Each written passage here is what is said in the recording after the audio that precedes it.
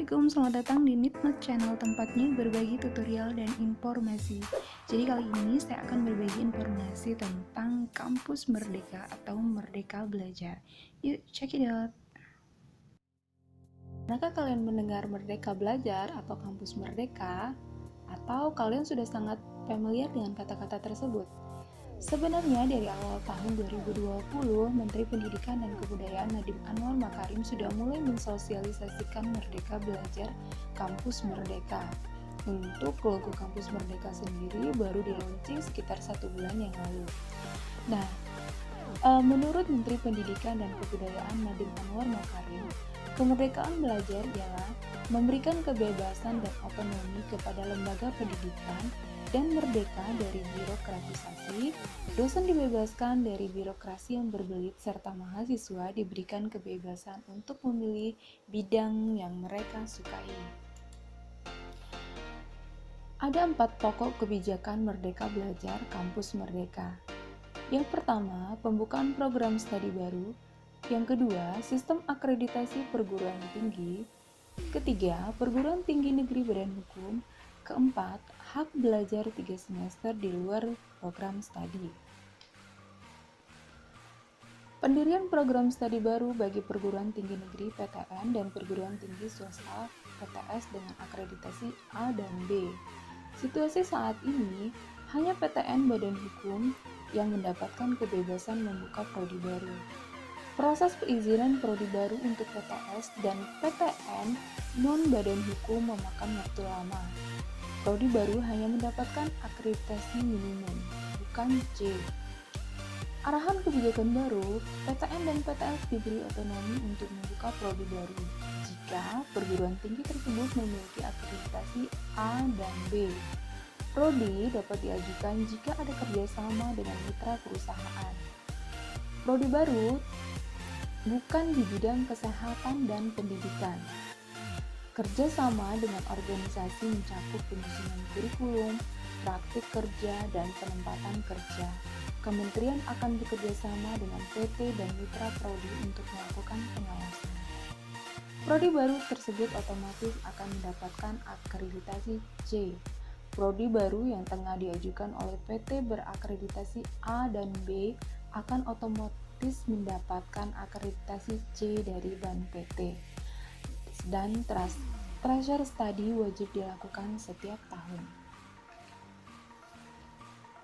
Contoh dan rekomendasi mitra yang dapat bekerja sama dengan perguruan tinggi dalam pendirian program studi baru.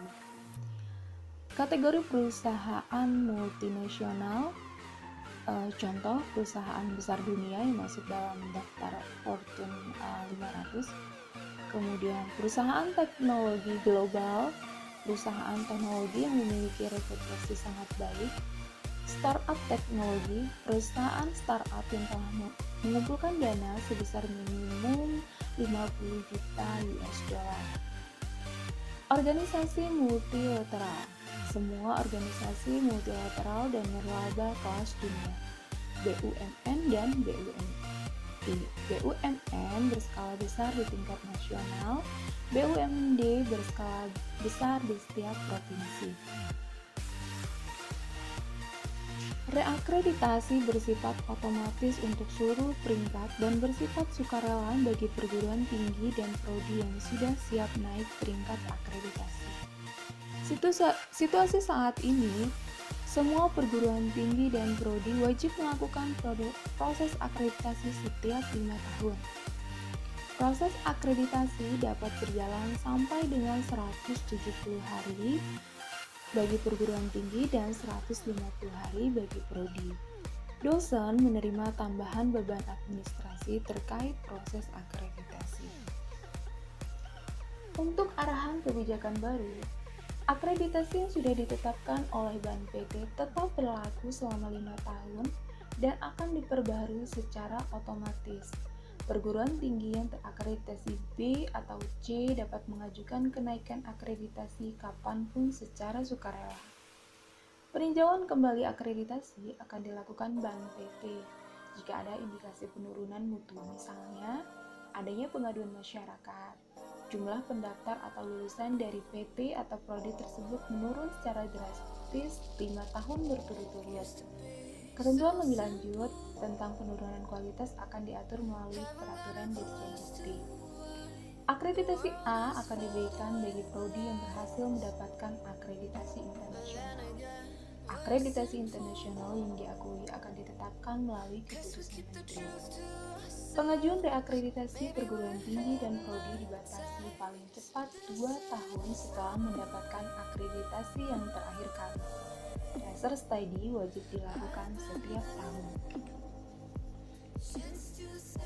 2. Lampiran daftar lembaga akreditasi internasional yang diakui oleh Kemendikbud dibagi beberapa bidang umum, kesehatan, teknik, teknologi teknik, praktisi teknik, ilmu komputer, serta arsitektur, serta lembaga akreditasi yang tidak terdaftar dalam persetujuan internasional terdiri dari bidang umum, bisnis dan manajemen, bidang ilmu spesifik lainnya.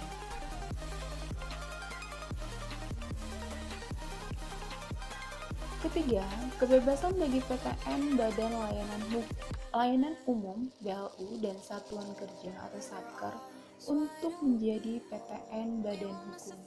Situasi saat ini, perguruan tinggi harus mendapatkan akreditasi A sebelum menjadi PTN Badan Hukum.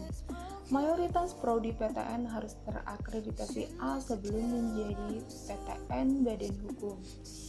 PTN BLU dan Satker kurang memiliki fleksibilitas finansial dan kurikulum dibandingkan PTN Badan Hukum. Arahan kebijakan baru, persyaratan untuk menjadi badan hukum dipermudah bagi PTN Badan Layanan Umum dan Satker. PTN Badan Layanan Umum dan Satker dapat mengajukan perguruan tingginya untuk menjadi badan hukum tanpa ada akreditasi minimum. PTN dapat mengajukan permohonan menjadi badan hukum kapanpun apabila merasa sudah siap. Keempat, hak mengambil mata kuliah di luar prodi dan perubahan definisi satuan kredit semester atau SKS. Situasi saat ini, mahasiswa tidak memiliki banyak fleksibilitas untuk mengambil kelas di luar prodi dan kampusnya sendiri. Bobot SKS untuk kegiatan pembelajaran di luar kelas sangat kecil, tidak adil bagi mahasiswa yang sudah mengorbankan banyak waktu. Di banyak kampus, pertukaran pelajar atau praktik kerja justru menunda kelulusan mahasiswa. Arahan kebijakan baru, perguruan tinggi wajib memberikan hak bagi mahasiswa untuk secara sukarela dapat diambil atau tidak, dapat mengambil SKS di luar perguruan tinggi sebanyak 2 semester atau setara dengan 40 SKS. Ditambah lagi dengan mengambil SKS di prodi yang berbeda di PT yang sama sebanyak 1 semester atau setara dengan 20 SKS. Dengan kata lain, SKS yang diambil di prodi asal adalah sebanyak 5 semester dari total semester yang harus dijalankan. Ini tidak berlaku untuk prodi kesehatan ya guys. Kemudian perubahan definisi SKS.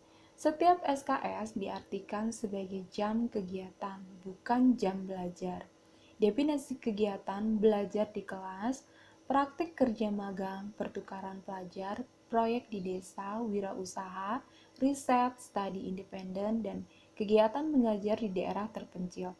Semua jenis kegiatan terpilih harus dibimbing seorang dosen. Dosen tentu saja akan ditentukan oleh perguruan tinggi. Daftar kegiatan yang dapat diambil oleh mahasiswa dalam 3 semester di atas dapat dipilih dari A. Program yang ditentukan pemerintah, B. Program yang disetujui oleh rektor. Contoh kegiatan mahasiswa yang dapat dilakukan di luar kampus asal. Kegiatan magang atau praktik kerja, proyek di desa, mengajar di sekolah, pertukaran pelajar, penelitian atau riset, kegiatan wirausaha, studi atau proyek independen, proyek kemanusiaan. Dengan catatan, semua wajib dibimbing oleh seorang dosen atau pengajar. Basis hukum kebijakan Merdeka Belajar Kampus Merdeka. 1. Program studi baru Permendikbud nomor 7 tahun 2020 tentang pendirian, perubahan, pembubaran perguruan tinggi negeri dan pendirian, perubahan pencabutan izin perguruan tinggi swasta. Permendikbud nomor 5 tahun 2020 tentang akreditasi program studi dan perguruan tinggi. Kedua, sistem akreditasi perguruan tinggi. Permendikbud nomor 5 tahun 2020 tentang akreditasi program studi dan perguruan tinggi. Yang ketiga, perguruan tinggi negeri badan hukum. Permendikbud nomor 4 tahun 2020 tentang perubahan perguruan tinggi negeri menjadi perguruan tinggi negeri badan hukum. Permendikbud nomor 6 tahun 2020 tentang penerimaan mahasiswa baru program sarjana pada perguruan tinggi negeri. Keempat, hak belajar 3 semester di luar program studi. Permendikbud nomor 3 tahun 2020 tentang standar nasional pendidikan tinggi. Oke guys, semoga informasi tadi bermanfaat. Jangan lupa dukung terus channel ini dengan cara subscribe, like, share, dan komen. Oke, terima kasih. Assalamualaikum warahmatullahi wabarakatuh.